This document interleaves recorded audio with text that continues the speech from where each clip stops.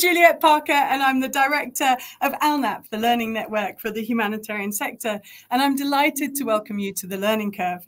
Today, we're going to be talking about a world where learning comes first and what we need to do to really unlock the full potential of the wealth of learning, experience, and knowledge that already exists within our humanitarian system. Today, as you've already seen, we'll be experimenting with a new format, which hopefully will look and feel a little different to our traditional panel webinar formats. But do bear with us and don't be surprised if you spot the odd glitch here and there. It's all part of the learning journey. So I'm delighted to introduce you to my co-hosts for today. Hello. Hi, everyone. Go ahead. Hello, my name is Namkabo Werunga. I'm a journalist at the New Humanitarian. And later on, I'll be taking the opportunity to discuss institutional ego. Looking forward to it. Great. Hi, everyone. My name is Sarah Abdelatif, and I work on the question of how organizations can learn from their knowledge more effectively as the co-founder of Propel. I also do research around, knowledge, power, politics. And so today I'm excited to host a session around local knowledge with interesting panelists later. Over to you, Tia, I think. Hi, I'm Tia Rogers, the founder of JRNY Consulting, and we are pursuing social justice through intersectional feminist partnerships. I'm really pleased to be joined by this amazing group of humans to dive into the transformative potential of unlocking our learning. Today presents an exciting opportunity to collectively reimagine what the humanitarian sector would look like in a world where knowledge and experience, particularly of local and national actors, is recognized, is valued, is prioritized. A world where learning isn't a commodity that's leveraged to reinforce the primacy of mainstream humanitarian actors, but rather is a dynamic, multi-directional exchange without ego or competitive anxiety. A world where learning is connected to the meaning and the purpose that drives all of us toward a grander vision for change and justice. Learning, as we all probably know, takes a multitude of shapes, and it varies from learner to learner. It is collective, it is individual. It's complicated, it's instinctive. Learning exists and emerges everywhere all the time when we are open to it. We need to, as a collection of people, resist the tendency to default to only legitimizing or prioritizing learning that is developed through academic or technical methodologies. Instead, we should be open to those formal and informal exchanges where ideas and imaginations are born, are unconstrained, are given permission and space to flourish. So my invitation to all of us is to be and remain open to the potential of what today's event aims to catalyze, and that is collective transformation around learning. This openness requires courage that comes with recognizing that our learning is an accumulation of the knowledge and experience of everything and everyone around us. It is never solely ours to own. Courage to have our assumptions challenged. The courage to dismantle a practice, a policy, a system, a structure, a mindset. It takes courage to learn because it takes courage to grow. So the invitation is, let's all be courageous together today. We'll be picking up questions and comments later in the program, so I invite all of you to post your reflections in the chat. Once the program concludes, we'll have a virtual after chat where we can come together in smaller groups around the 3 areas in focus today. And that's local knowledge, institutional ego, and collective learning. But first, we've got a short video to help set the scene for today's event. Please enjoy.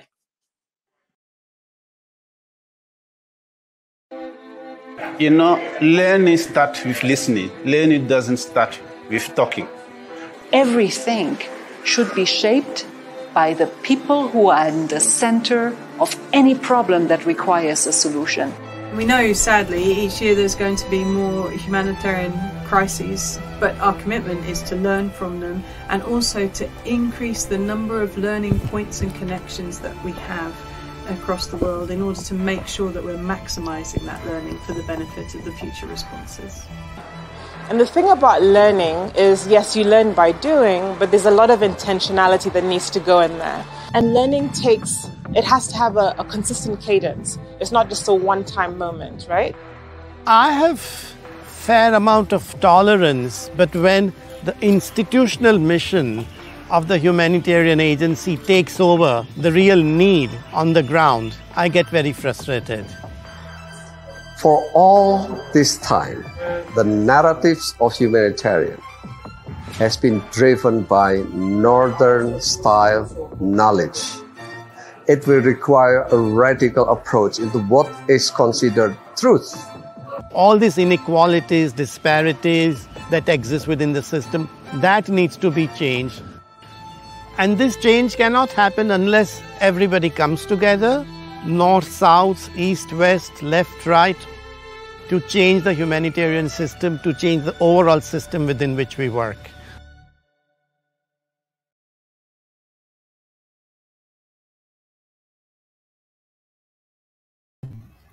Well, thank you so much, Tia, and everyone in this video to kind of getting us started and setting the stage for now talking about learning and diving deeper into this. I hope I can keep the energy as high as this. I am already super enthusiastic and excited after hearing this. I hope you feel the same when you hear people talk about learning. So now I'm excited to take us further and take us one level deeper with this section about local knowledge.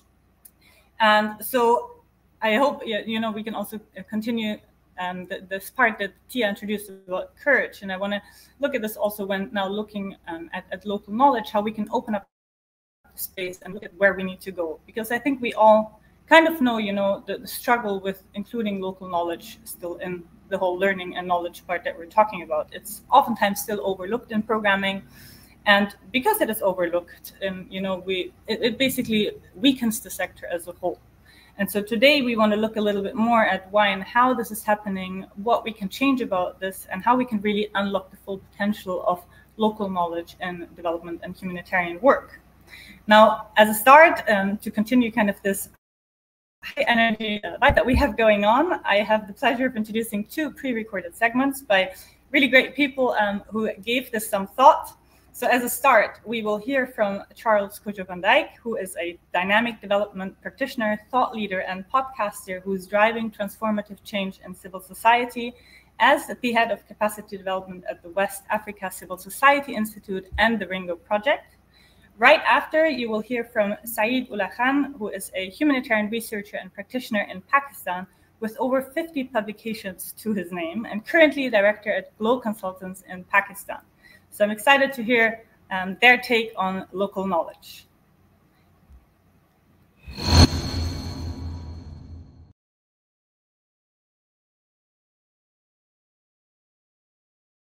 We must embrace a new paradigm, one that prioritizes collaboration over competition, impact over growth, innovation over risk aversion, and learning over the illusion of perfection. We need to foster a culture where sharing knowledge, including our mistakes, is valued and encouraged. This requires a fundamental shift in how we define success. So what has our work shown in terms of issues around learning? Our work has identified several common areas of stuckness across the sector. Stakeholders often hold conflicting objectives and cultures, with international development organizations deriving their legitimacy from formal structures of management, while other actors gain legitimacy directly from their constituents and networks. The clash extends to differences in service delivery versus rights-based approaches and formal versus informal methods. Additionally, English predominates as a language of communication, creating barriers for non-English speakers. Impact measurement is another area of concern. Many organizations rely on northern-led management models that do not fit lived realities in the South. Growth indicators are often seen as proxies for success, driving organizations to expand rather than focusing on genuine impact. Knowledge production and extraction often come from the West, controlled by Western sources and institutions, further entrenching these issues. Despite these challenges, there are areas of possibility. We can redefine our approach by moving away from the North-South framing and asking that Southern actors can offer the North or what national and local organizations need from international ones.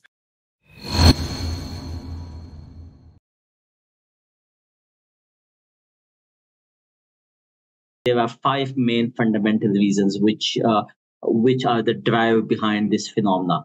One, centralized decision making. And what does it mean? Decision makings are made in the capitals, at the head offices, and they are then trickled down to the country offices and to the other decision makers.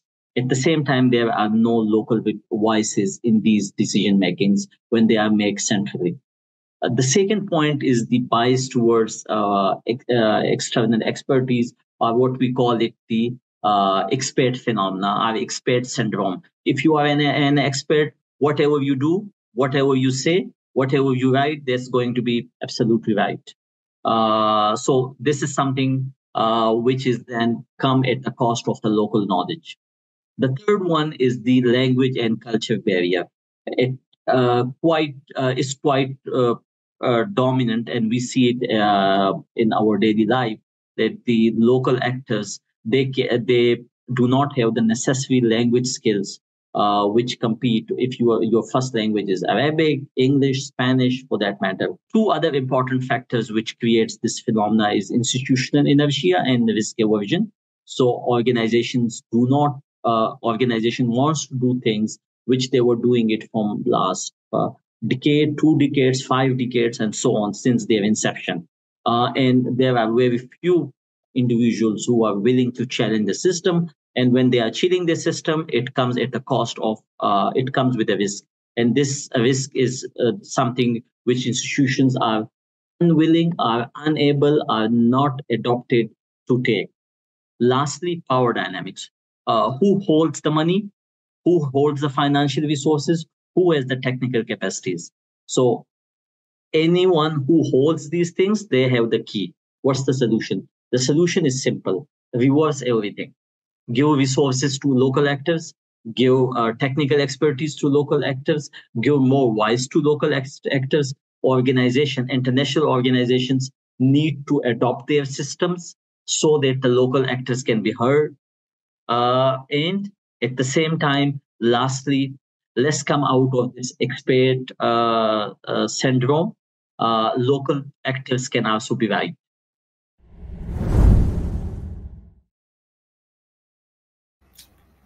Right. Thank you so much, Charles and Saeed, for these amazing contributions. And so Charles started this by saying, a new paradigm is needed where we value learning over the illusion of perfection. And Saeed concluded it with local actors can also be right. And so they both reflect on, different cultural understandings, the role of language, where does knowledge come from, how and where are decisions taken, and who gets to decide. So I want to now take these further and dive into this a bit more with my panelists and look at a bit, what do local organizations need from international organizations? And Saeed already pointed at some solutions. So that's also where I want to take my dilemmas on the sofa session. And I'm joined by 2 amazing panelists. So we want to look at, a little bit more this imbalance between local knowledge, central knowledge, knowledge from the global north, global south, and what we can do about it. So specifically diving into how can we unlock, the full potential of local knowledge. If we imagine a world in 10 years, what can we do to get there? And I really want to focus on, the inspiration that we've been getting so far and what can practically be done. So before we get to that, I want to introduce, of course, Sophia Swithern and Meher Bhatt, and stop talking a bit, so give you the space. But first, let me quickly introduce you. So we have Sophia Swithern with us, who is a consultant focusing on using evidence to improve how aid works in crises. She has advised donors on localization, developed guidance on accountability in disaster risk finance, and reviewed coordination across the nexus. She also contributed and was the co-author of ALNAP's latest State of the Humanitarian System report. Sophia, really nice to have you here. Thank you for joining us. Anything you'd like to add to this brief introduction? Yeah, thank you. That's a very, very kind introduction. I suppose the only thing I'd like to add to that is the bit that doesn't come on the bio, doesn't come on the nice expert tag, which is to acknowledge that I'm an English-speaking consultant sitting right now in her attic in Oxford, who is constantly wrestling with the question of how not to be part of this problem. Keep asking myself, how and where can I add value? Where do I need to get out of the way? What's my role and my position in helping to shift the needle in this? And I think that's something that I'm constantly aware of, and I know many of us in a similar position are as well. It's going to be interesting to hear a bit more around your thinking about that and what maybe approach or solutions you've come up with for yourself. Before we get to that, I of course also want to introduce Meher Bhatt. Meher Bhatt is with us. He's the director of the All India Disaster Mitigation Institute. He has published widely on issues of vulnerability and disaster and has been part of key evaluations of disaster response in Asia. He has also been part of the panel that selects humanitarian coordinators for the United Nations, and you've actually also seen him in the introduction video in the beginning. Welcome here. Nice to have you here. Anything that you'd like to add to this introduction from your side? Oh, you're on mute. If you could unmute yourself. Sorry about that. No, I'm very excited to be on this panel. And we have constantly looked at ways of combining action and learning together and building synergy since 1995. And second thing I would like to add is, more as a humor, is that we were the local that localization and locally led ADAPT is looking for since 95. Thank you. Thank you. Yeah, that's going to be interesting perspectives also, and I'm happy that we have you both here, so we can sort of get different perspectives in this panel as well. And so going back a little bit, looking, at what you heard in the videos, and yeah, the introduction that we gave, I also want to just give two examples that that make me think of this. So we heard a little bit around the different cultural perspectives, language, what counts as evidence and knowledge, and I'd like to take this as one part of what we're talking about. So I've seen this piece, that, for example, tried to map research and scientific knowledge around the world, and it showed a world map where, the global north basically bubbled out of proportion, whereas the global south, specifically Africa, kind of melted off the map. So that's one part that I'd like to look at, what is knowledge, where does it come from? And then the second part, more around where do we actually go from here and what can we do? And so here there was an example by the Rwandan ambassador to Germany, who, when she arrived to Germany, people approached her, basically being surprised how they managed to ban plastic bags in Rwanda, and asking her, how come we're not learning from you on this? And, she looked at them and it's like, well, you have to ask that yourself. You'll learn from us when you're ready to. So this is a bit the second part of what needs to happen on both, the global north part and the global south part, so that we can actually unlock this knowledge. So that's enough for me. Sophia, maybe I'd like to start with you to look a little bit more on your take on the reflections on what you've heard so far. And yeah, just what counts as knowledge and evidence? Who gets to say what has been your experience with that? Great, Sarah, and thank you. And I really like your example of that map. I was reading some research recently which talks about the provenance of the research that's in the published journals, so in more kind of academic journals, and they looked at over 3 decades on development research journals, and they also looked at, I think, the Journal of Refugee Studies as well, and noted that over 3 decades, the development studies journals, over 70 it's just under 75%, so just under 3/4 of the published articles were from Northern-based researchers. It was about 86%, I think, on the refugee studies journals. And then, of course, once you add AI into that, if we think about sort of the algorithmic bias and what we're feeding into this sort of perpetuated cycle of what counts and what gets churned out as knowledge, we see the problem that we've got.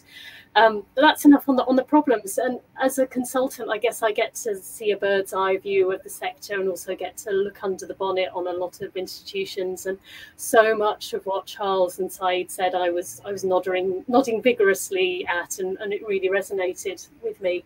And from what I've seen, I think the future and the change lies in three areas, and this very much summarizes, I think, what Charles and Saeed were saying. I think there's, at an epistemic level, so on the what counts as knowledge, it's not just about what do we count and how is that knowledge produced, but it's also thinking differently and more openly about the questions that we ask. So what's our starting point for what we're trying to ask? And there's a lovely quote from the late great Norman Girvan, the Jamaican professor and eminent thinker and doer, who said that local knowledge can't be the source of original solutions when the general answers are already prescribed or universally prescribed. So it's asking those questions differently for what's going to count as knowledge. So that's the sort of epistemic level. Then there's the institutional level. So it's about putting in place some really practical things in the system. So it's about putting in place all the things that you need, big and small, to be able to commission, to co-produce and to use locally led knowledge, whether that's having good ethics and duty of care, so you are able to look after and support local researchers who are going to be at the front line in difficult situations, putting in place, yes, those translation things and those language norms. It's about having the right rosters of people, the right HR models, all these things, could and should be in place. And then finally, sort of, yes, we're looking at a high level, epistemically, institutionally, lots of big words, but I can't stress enough that it starts with us. And we were talking yesterday with Mihir, and he said something, I hope I'm not prematurely stealing your line here, but I will credit you for it, which is institutions are us. And I think, we can't learn without humility. It's all about being humble humanitarians. So it's about who. Sorry, I don't want to jump in there just because we're sort of high paced, so we don't have a lot of time. I want to quickly also give the word to Mihir on this point, and then actually hold your thought on, it starts with us, because I want to come back to that afterwards. Mihir, you mentioned, you work a lot on connecting knowledge to action sort of on the ground, let's say. What's your take on this? What has been your experience, and what do you feel like, reflecting also on what Sophia said now, what kind of needs to happen to unlock local knowledge? Thank you. What I did was, as soon as I got the invitation for this, ask my team, what would they respond to? And there were two big questions, and which I don't have answer to, but I want to put in. One is that can knowledge be labeled as local or global or this, that? Isn't knowledge universal? So that's something they said is a good approach to start with, and not dividing it up into various categories. And second question was, that is peer-reviewed journals. This is the train which is passing through my office. Oh, there seems to be a train arriving. Can you approach a little bit? Now it's over. Okay, yeah, continue. Okay, now it's gone. And the second question is peer-reviewed journal articles knowledge, or there is more to that? So those were the two questions they came up with. We looked at the work that we have done since 1995 as action learning organizations, and we found 5 ways where very clearly national and local knowledge and international global knowledge, as we have labeled it for our purpose, can actually make a bridge and act in synergy. One of these areas is policy performance and policy making. And that's where we have seen with National Disaster Management Authority, with global standards, so on and so forth, where local knowledge can very actively and contribute. There are openings there where it can put in. The second is the area of capacity building and leveraging that capacity. And again, there's a lot of experience, local knowledge, which is put together. You don't need to really take that from anywhere else. Third is pilot and demonstration projects. And fourth is observations, evaluations, lessons learned. So these are 4 areas we have found that we can co-create, co-use, co-communicate knowledge to bridge the gap between national, local, and global knowledge. Thank you. Thank you so much. Yeah, I really like the thought around, thinking of, is there actually this divide, or is that also something that we've made up, right, of local, global, centralized knowledge, or is it just universal knowledge? And are these definitions helpful, or rather, stopping us? So back to you, Sophia, maybe, the last couple of minutes. Now, if you'd close your eyes and, you could paint the perfect world in 10 years, what would it look like for you? And what do we need to get there? So you said, it starts with us. So maybe also from your personal reflections, working in the space as a consultant, what are like really practical steps that you're taking maybe yourself, or that you've seen working to do that? Thank you. I think there's some really inspiring models out there and frameworks, and listening to Charles talking about the paradigm change, I think there's so much practical stuff out there that is enabling us. All the tools, I think, are there, all the solutions are there. I've seen I was really inspired by some of you may have heard of the Bukavu project, which was a group of Congolese researchers working with some European universities that set out a very clear perspective from local researchers of exactly what they need in order to be able to have recognition, to be able to come in at the co-creation from the outset in terms of the questions that are being asked, and not just to data collection at the end. That involves building in time and resources in order to do that, so that we're not just trying to compress research into filling in boxes at the end. And from that has come a manifesto, which I think is really worth looking at. There's inspiring work from, I see we've got representatives from HAG on here, from HAG really trying that co-production. The London School of Hygiene, Tropical Medicine has got really interesting principles of co-production that take us right the way through. So we know what we need to be doing. There's lots of people working away at it.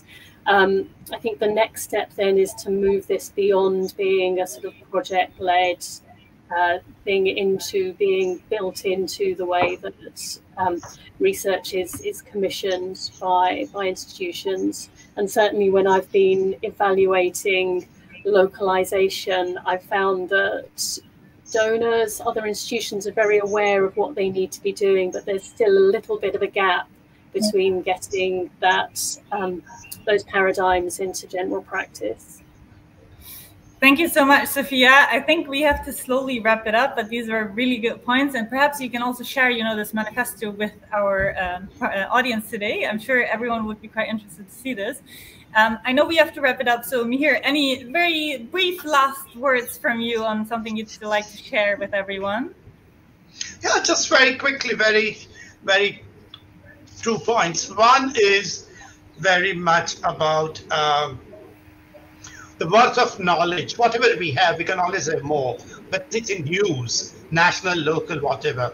And I think that is not happening enough. So worth of knowledge is in its use, and that's something I would underline. And second is something about, this is for me, but I'm telling all of you, is that be the learner that you want others to be. And if that's what I can take, perhaps some of us can take, then I think the system-wide impact would be much larger and far more concrete and sustainable. Thank you. Thank you so much, Mihir. I think these are really inspiring words to leave us with, for everyone to think about, and also, to basically go back to where we started with encouraging us all to take some actions ourselves.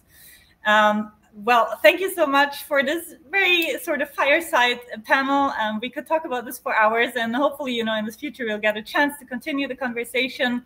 I think it's already amazing that, we're getting this space here.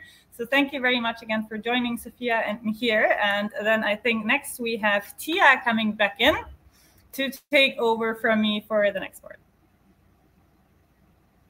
Sarah, I love that discussion and agree could have had it go on for ages. It was touching on decoloniality, the critique of the hegemony of Western knowledge systems.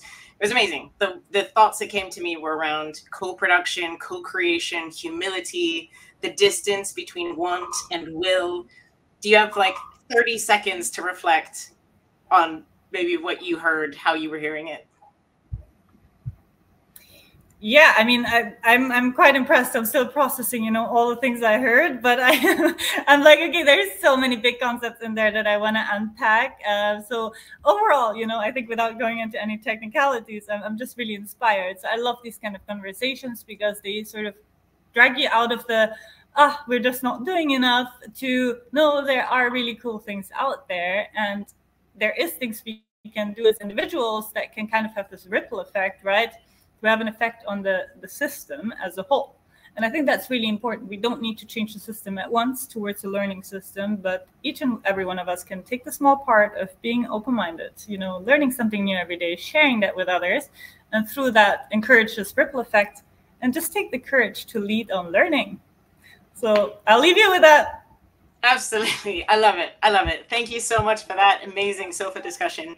Right. So a discussion about learning can easily become conceptual, theoretical, maybe a little bit opaque.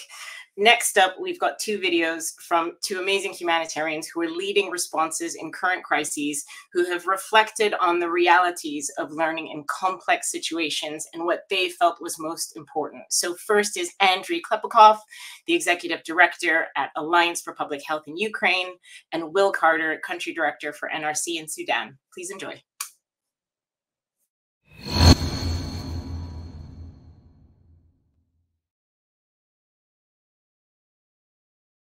Reflecting back on this almost 2.5 years of the war, there are essential learnings. One is due to our being rooted in HIV and health response, we managed to bring help to the most vulnerable, to homeless people, to people who use drugs, who never appeared on the radar of the governmental system or big UN organizations. Secondly, it's so essential to be Ukrainian organization so rooted in the reality. So we felt this dynamic every day with our DNA, so we knew what's going on, and it's very important to be integrated, well, localized, as now trendy to say, but we did it before the trend. It's actually helped to be the most relevant in our humanitarian response. And thirdly, it's critical to be agile. We all come in with our own plans, strategies, but reality is changing faster than we could imagine. And we learn how to be agile, how to respond to the needs. We cannot provide a standard package because demand are always changing. And 2.5 years of the war is a very essential learning platform. Unfortunately, world is not getting better. We are facing more conflicts and wars. We're facing migration and another movement caused by climate change. So we need to learn from Ukraine, from Ukrainian organizations. I'm sure it's a great value for overall humanitarian support.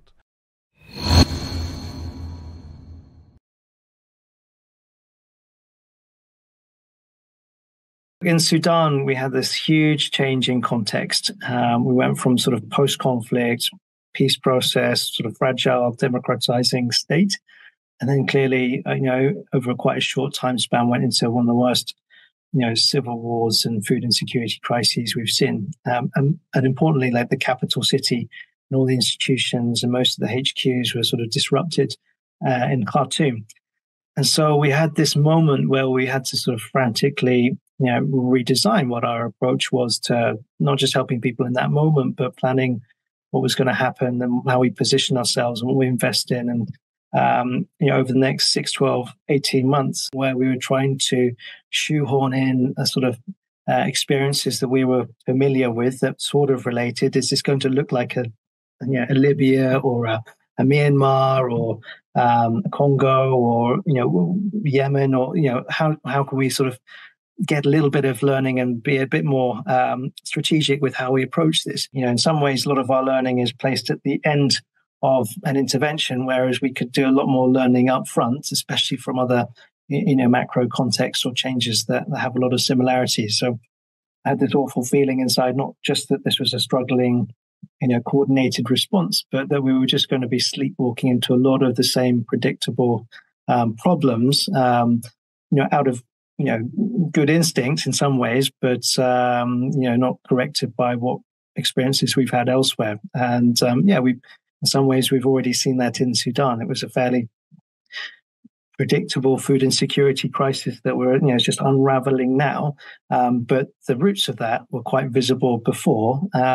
Take a moment, spend an hour or two a day or a week or whatever it is appropriate in that context to make sure we saw in a structured or systematic way to get inputs from other learnings to enrich it. But I haven't seen that sort of discipline or patience or awareness just yet, and sort of strategic quality coming out. Lots of talk of efficiencies, of risk management, less on sort of learning, ethics, sort of big picture positioning. So I want to see that cultural change.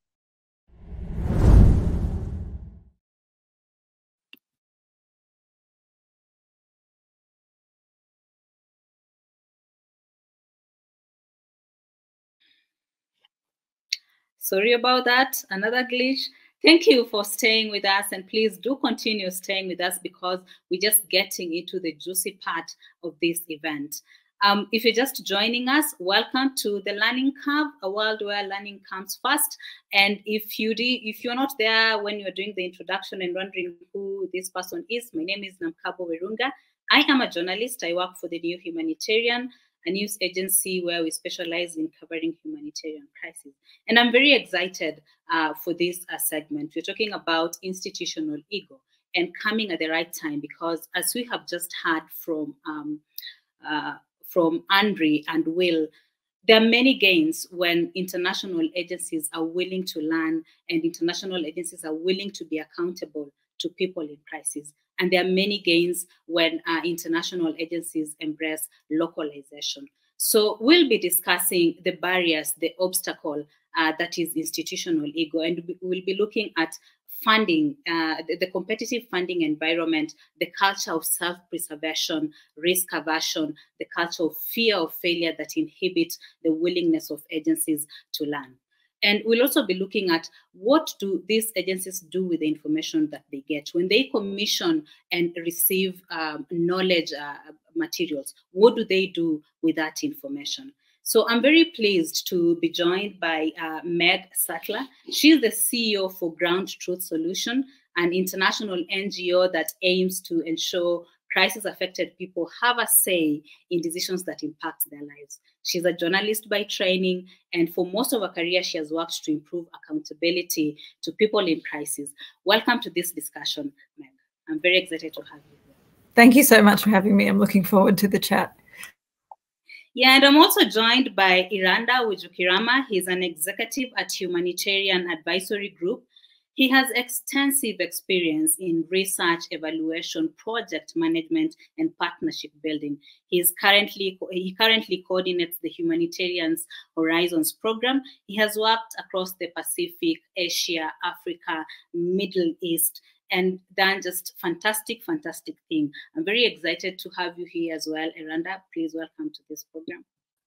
Thank you, Namkabo. We are excited to be here and having this conversation.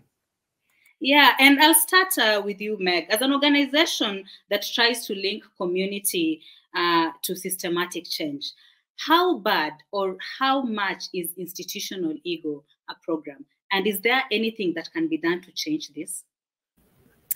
Yeah, thank you so much, Namakabu. I mean, I think the humanitarian egos issue is very real. And to me, it's sort of linked to this. I was thinking about it today about how to talk about this issue in 2 minutes or something, which is really difficult. But to me, it's sort of linked to this thing that we call a humanitarian sector, which is generally not actually the gamut of humanitarian action, but that when looked at from some angles sort of tends to look like a big floating mess of big clunky logos. And that this sort of version of what we call a sector is often really removed from the problem that it's trying to fix, which we see that in our research. And I think it's a very uncomfortable truth for a lot of us. And I would say there's probably no better example of that than this humanitarian land grab that we saw in Ukraine. You know, there was so much money for Ukraine, and I think nobody was really prepared to miss that opportunity. There are very few opportunities who invest so much in their own branding and marketing who are going to say, when big money was waved in front of their noses, actually, this one isn't for us because we don't have people there, we don't have partners, we're not aware of this sort of complex chain of delivery. It's going to take us a really long time to set things up, so channel your money elsewhere. Maybe some people did that, but there's many organizations who didn't. And there are many reasons for that. You know, it's linked to politics and trust and taxpayers and all sorts of things that we don't have time to go into. But I think that and this competitive funding environment leaves organizations in survival mode, which puts them in this state of, you know, on the plane when they say put on your oxygen before you help someone else. I think everyone is very much in oxygen mode all the time. And that makes them much less likely to act on the type of evidence that questions their existence. I think they're happy to act on evidence if it sort of serves their mandate, but less likely if it's something that makes them think, oh, actually, maybe I shouldn't be doing something in this response. And I'll just quickly go through a couple of examples from Ground Truth that I think are really pertinent. One is we speak to thousands of people every year about how they feel about humanitarian response, how it could be better.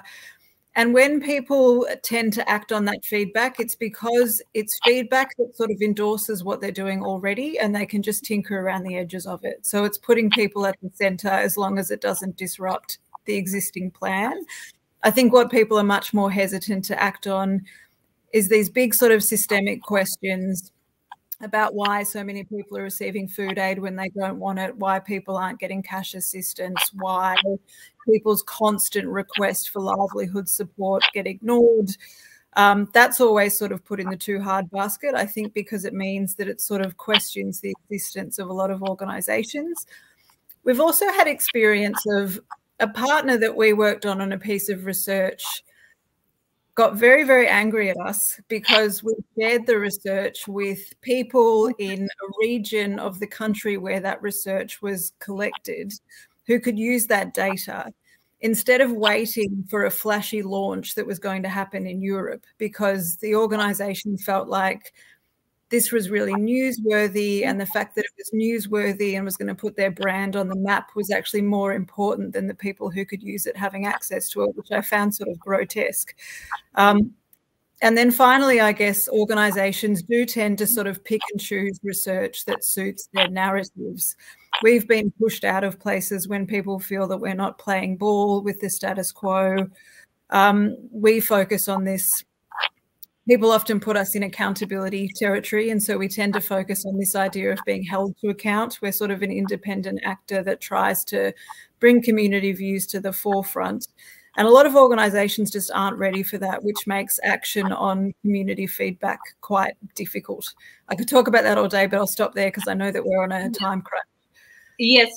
Thank you so much, Meg. That's very insightful. And if we have time, I'm going to come back to you to maybe talk just a little bit more about accountability to the people who are in crisis, and also maybe how institutions feel that they have the solution, which may not actually be the solution that is needed. But right now, I just want to come to you, Iranda, and I'd just like to know, are the decisions and processes of commissioning and delivering, or rather receiving knowledge products really effective in learning?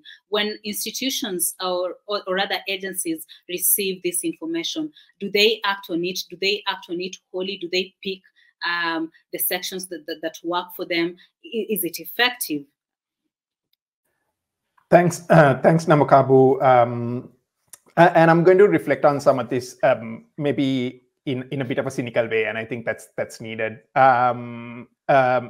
In terms of background, I came from an operational background before I sort of got into this sort of more formal research and evaluation space, and it's actually been really interesting, sort of reflecting back on the what people, operational actors on the ground, referred to in terms of research and evidence on a daily basis versus how much of research and evidence is generated in the sector at a given time, right? I think it's really important for us to recognize there's so much of research, guidance, evaluations happening on a daily basis.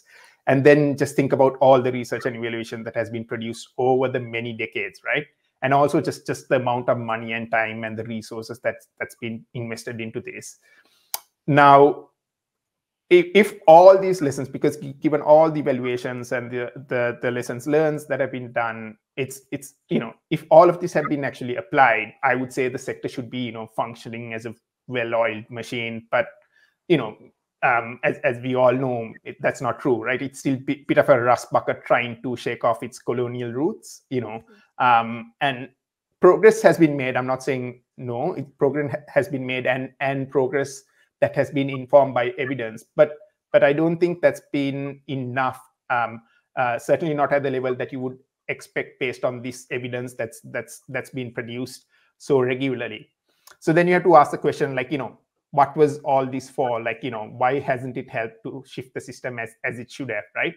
Was it because all this research and evaluators did a really bad job? I'm sure some of them did and still probably do, but it more comes down to sort of the sector's inability to learn, and importantly, because of the process of commissioning and delivering products isn't shaped to support learning. And I think this is where the question of institutional ego and competitiveness comes into play. So three reflections from me on this in terms of different sort of angles. So when you look at the commissioning agents, so you look at the donors, the UN, INGOs, governments, they don't really have space or time to absorb the learning, right? Like there are M&E and the learning teams will be fully across these things that are coming out, but their senior leadership or the program teams don't.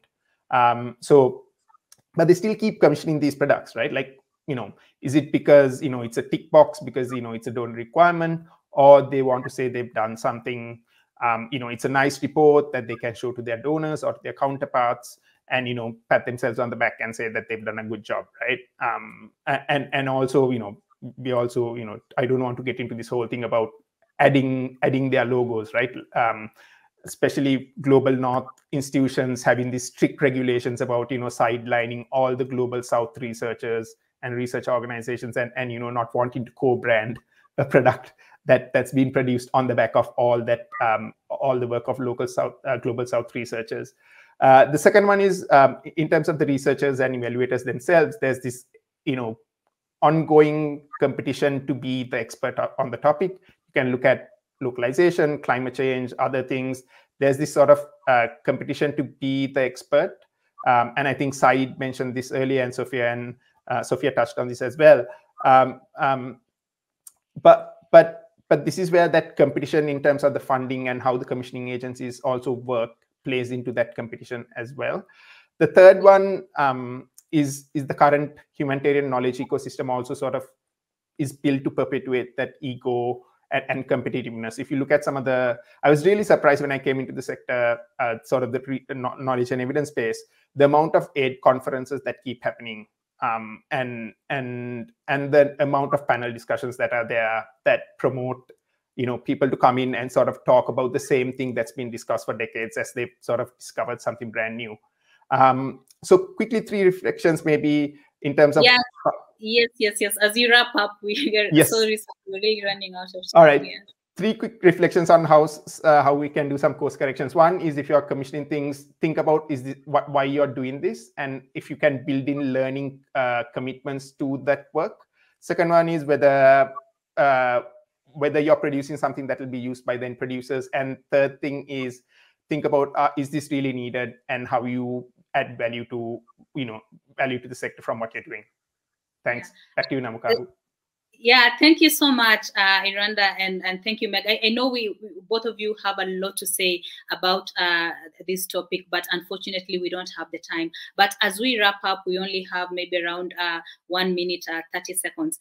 I would like to know, is it very selfish for organizations or agencies to think that they have the solutions and they are able to solve every problem that they're endeavoring to solve without really collaborating with other agencies? I'll start with you, Meg. Sure. I mean, absolutely it is. I think sometimes the answer to this problem is noted as collaboration, but I think this isn't just about everyone playing nicely together in the sandpit. I think often it's about some people just getting out of the way. And I know that Taya mentioned courage, and I think something we lack in this sector is the courage to actually face discomfort. And this is true of all of us, you know, me included, and Ground Truth Solutions. Like, we also have an ego. You know, what are our incentives to do what we do? We have to really recognize all of that.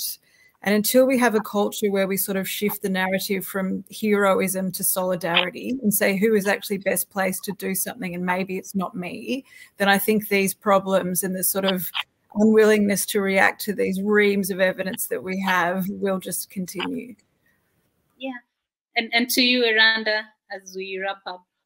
Yeah, I think, agreeing with Meg, and I think this also reflects some of the challenges that we're having in localization and other spaces as well, right? Like it's about stepping back and saying who's best placed to do this, and also saying, has this work been done before?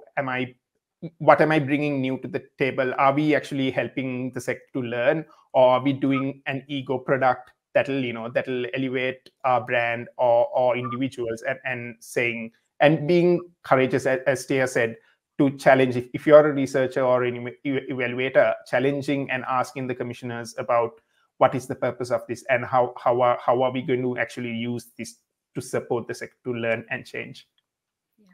Thank you so much. Thank you so much, Meg. Thank you so much, Iranda. We could go on and on and on about this topic, but we don't have the time. So for now, I'll take you back to Juliet and Tia for some quick question and answer.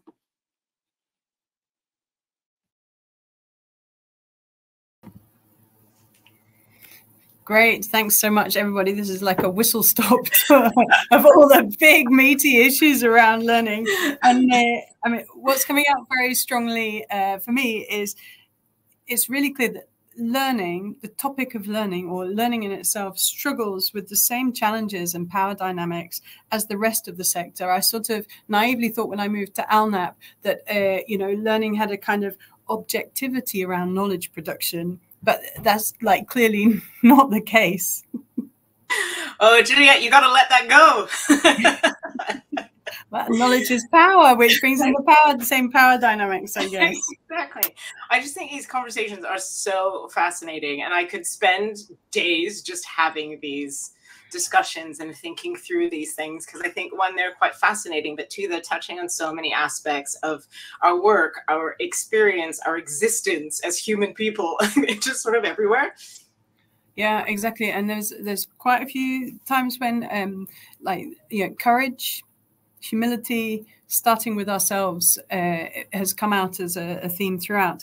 I wonder if we could invite our panelists back, and we'll highlight a few of the questions that have come up in the chats.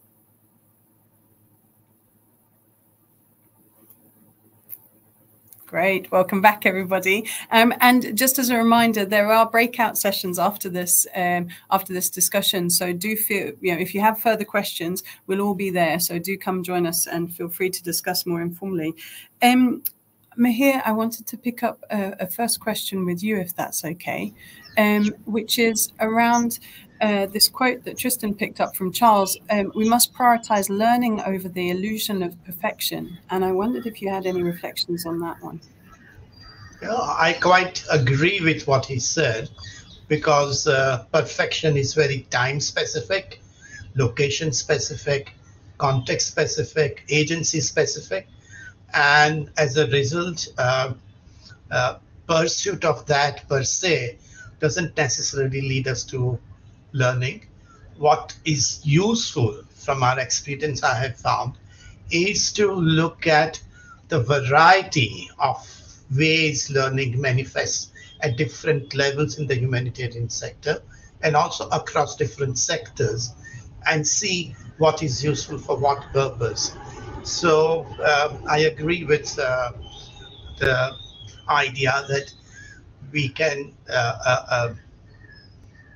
focus more on the learning part and not the perfection part. Thank you. Great. Yeah, thank you. And yeah, Vijay also picked up about yeah, the distinction you made between or suggested around knowledge being universal and us creating an unnatural and unwanted distinction between local and global as well. Tia, you have the next question, I think. Yeah, Sophia, this one is pointed at you, and actually I've just lost track of it in the feed, but it has to do with the difference across donors. So let me just pull it up really quickly. Everyone's made such amazing contributions. Right, so are the donors who understand this primarily based in Europe? Is this the case for donors based in the US? And it's also in the banner. So thank you, Shana, for your question.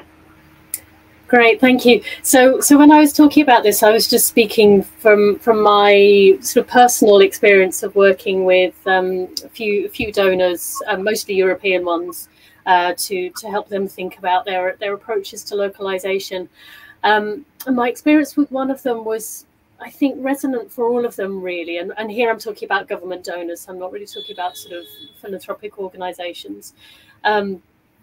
That we did have to kind of push a bit to get knowledge down there as a important and equal dimension of what we're measuring when we measure localization. So it came quite a way down beyond, you know, the sort of first and foremost is the how do we get the 25% of funding, the grand bargain commitments on localization. So it's all about defocusing on financing and then a bit on equal partnership. And so we managed to get knowledge on there as a criteria for donors to be thinking about for encouraging locally led action. And there was agreement that this was really important. But when we started researching it and asking interlocutors in those institutions, in their partners, in their local partners, we really had to scrape the barrel to get evidence on it where it's actually happening.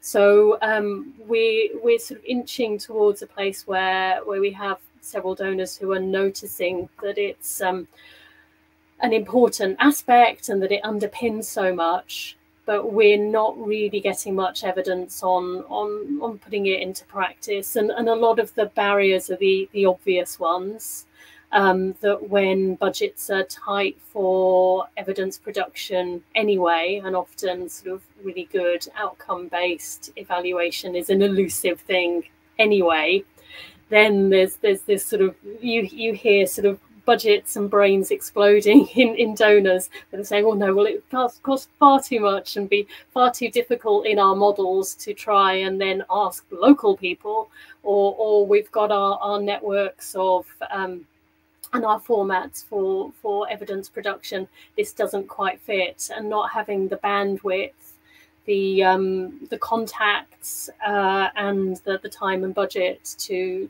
put it into place even where there is will. And that goes back to what you were saying, Tia, about the difference between the way and the will, I think is very strong. I think that sort of cannot compute moment, isn't it? I'm going to pass it over to Juliet for the next question. Great.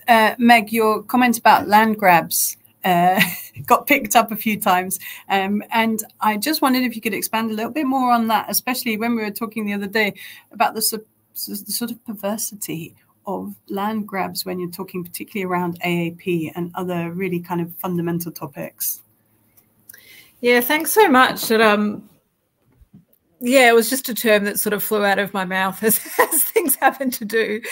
But I think something that we've really felt recently very acutely is that anytime there's sort of an issue or a theme, and I sort of hate talking that way because it's very Geneva-centric. I think most people who are actually working in responses don't care about a lot of this terminology. But accountability is one, localization is another one. There's always someone who wants to sort of then take that make it their pet issue, and then use it as a way to position themselves like, we as this organisation are the experts on this, use that by extension to get funding. And it sort of is counter to all of the principles that it is inherently trying to promote. And I think there have been some examples of people doing that on localization, but definitely in the accountability space.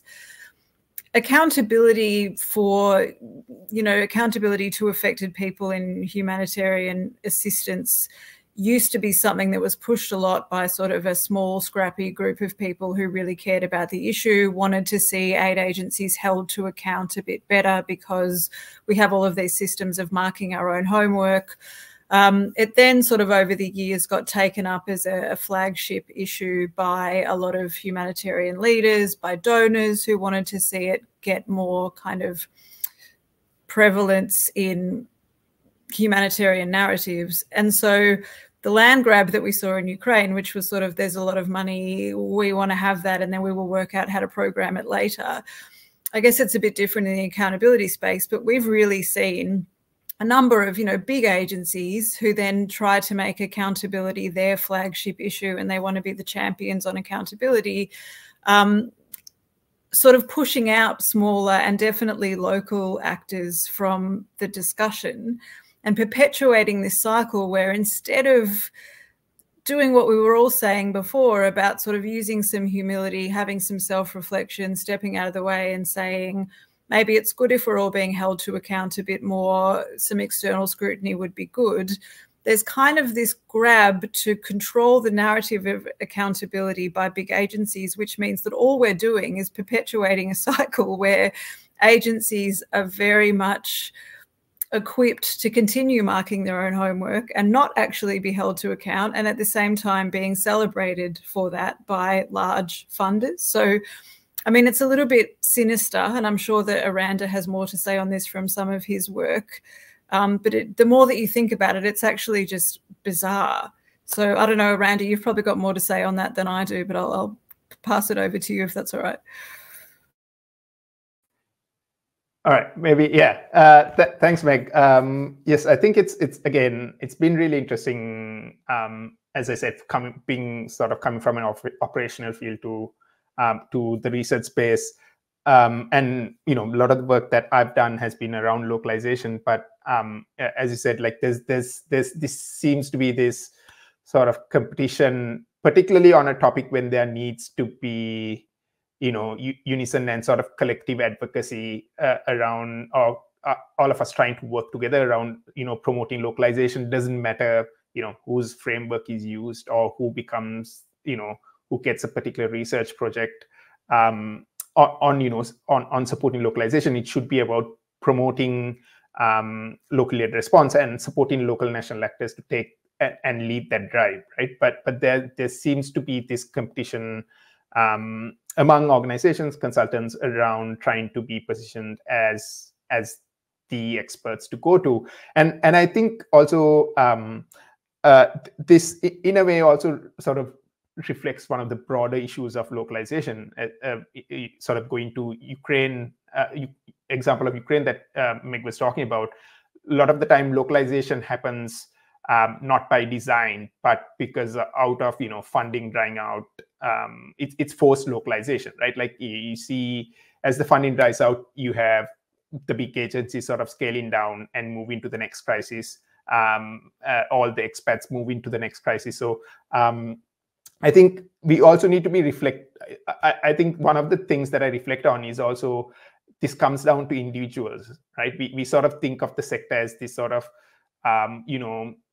virtuous sort of entity, but it's made up of individuals who have jobs, who have families to maintain, who have livelihoods to maintain, right? So then there this sort of innate competition that's created by the lack of funding perpetuates that competitiveness of people trying to sort of position themselves as the experts and sort of going against some of the humanitarian principles that we talk about, and sort of lose that cohesion that we should be probably having.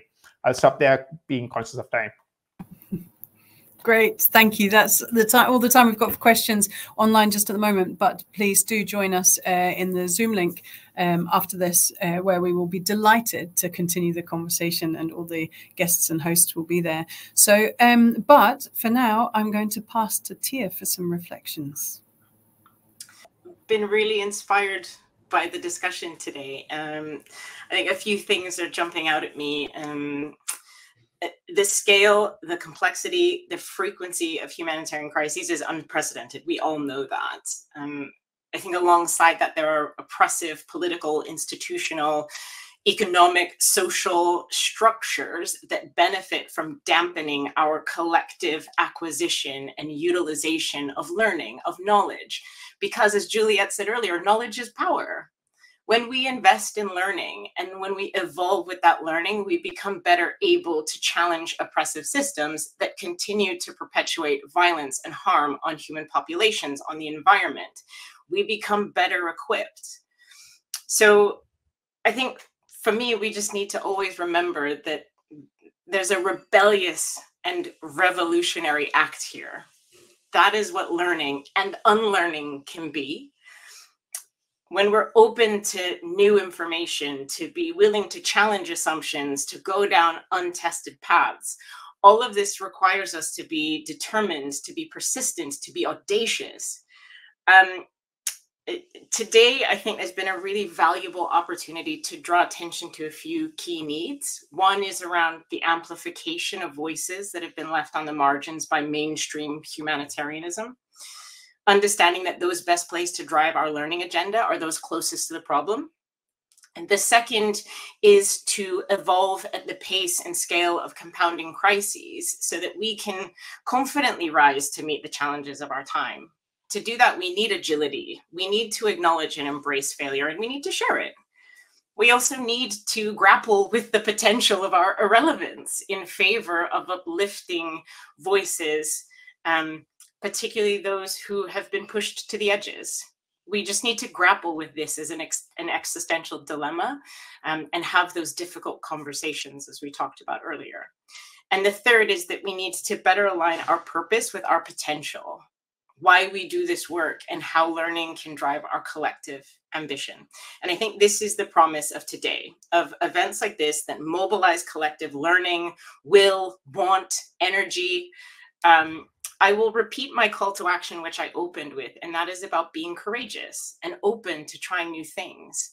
Just because we've always done something in a particular way doesn't mean we have to continue doing it that way. There is a bravery that is required to pivot, to be humble, to be attuned to the opportunities to widen the aperture, to look beyond ourselves, our agencies, our agendas, and bring our gaze above and beyond the horizon.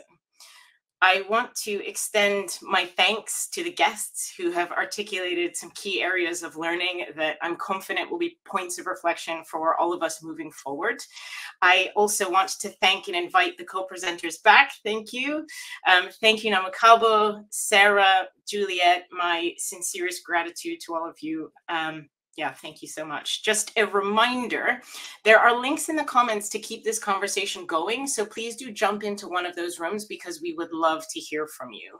Again, just thank you so much for your participation, your engagement, your comments. I'm looking forward to how these conversations evolve. We are closing this program with Mahir, who will be sharing a wonderful piece with us in Hindi. Mahir, over to you.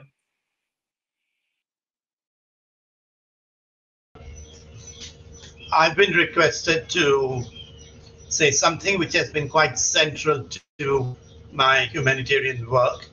It's a poem. It's in Gujarati, not Hindi, sorry. And it's by Nanalal Dalpatram Kavi, a poet who lived 1877 to 1946. And this is the poem which I have recited in my mind, never in public, first time with all of you. Where I'm in the middle of crisis. First time I recited was when there was Gujarat earthquake, and the same evening I reached there, and it was dark, lots of dead bodies, and the city of Bhuj had collapsed, and that's where I had recited. The most recently, when young students from Manipur, part of India, were visiting us, how they can make peace between the conflict that was taking place. And I decided again in my mind that I'll do it in public now. It says, it goes like this. Andhare thi Prabhu param ije tulai ja asatyo mahe thi Prabhu param satye tulai ja mahamrutyu mathi Amruta samipe nath lai ja tumi no chuto tuja darshana dana dai ja. In English, what it says is this, that take me from the darkness to light, take me from the death to life, take me to the truth from untruth and the fuzziness. Oh, take me to that is without me, to me. Thank you for this opportunity to share something which has been very part of private contemplative moment.